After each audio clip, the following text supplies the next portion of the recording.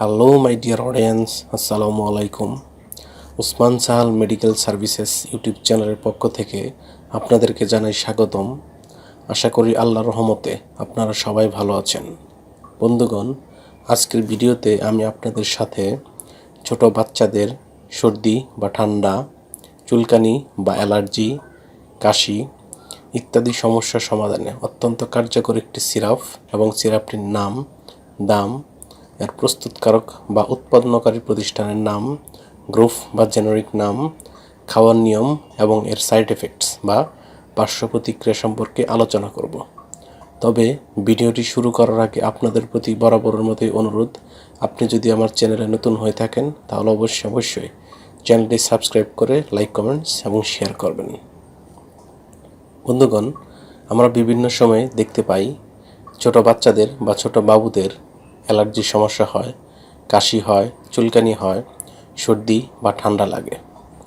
এইসব সমস্যা সমাধানের জন্য আমরা বিভিন্ন সময় ডাক্তারানের শরণাপন্ন হই এবং বিশেষজ্ঞ ডাক্তারগণ আমাদেরকে তাদের প্রেসক্রিপশনে বা পরামর্শপত্রে যে সিরাপটির কথা লিখে থাকেন তার নাম হলো ফিনেট সিরাপ। এটির গ্রুপ বা জেনেরিক নাম হলো কিটোটিফেন ফিউমারেট। এটির উৎপাদনকারী প্রতিষ্ঠানের নাম হচ্ছে ড্রাগ ইন্টারন্যাশনাল লিমিটেড।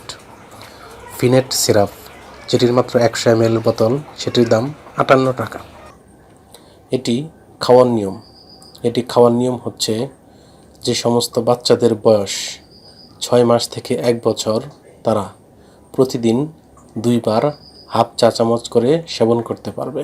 তবে তা সেবনের পূর্বে অবশ্যই রেজিস্টার্ড চিকিৎসক বা বিশেষজ্ঞ ডাক্তারের পরামর্শ নিয়ে তা সেবন করাতে পারবেন।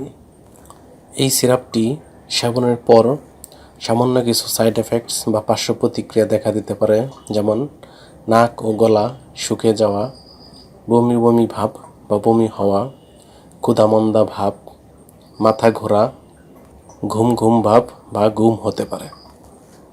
এইসব সাইড এফেক্টস বা পার্শ্ব প্রতিক্রিয়া ছাড়াও অন্যান্য কিছু সাইড এফেক্টস বা পার্শ্ব প্রতিক্রিয়াও দেখা দিতে পারে।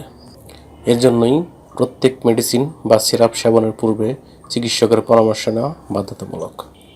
এই সিরাপটি আলো ও তাপ থেকে দূরে ঠান্ডা এবং শুষ্ক স্থানে রাখতে হবে এবং সকল শিশুদের হাতের নাগালের বাইরে রাখতে হবে এবং একই সাথে যে কোনো ঔষধ ক্রয়ের পূর্বে ঔষধটির উৎপাদন তারিখ এবং মেয়াদ উত্তীর্ণের তারিখ দেখে নিতে হবে।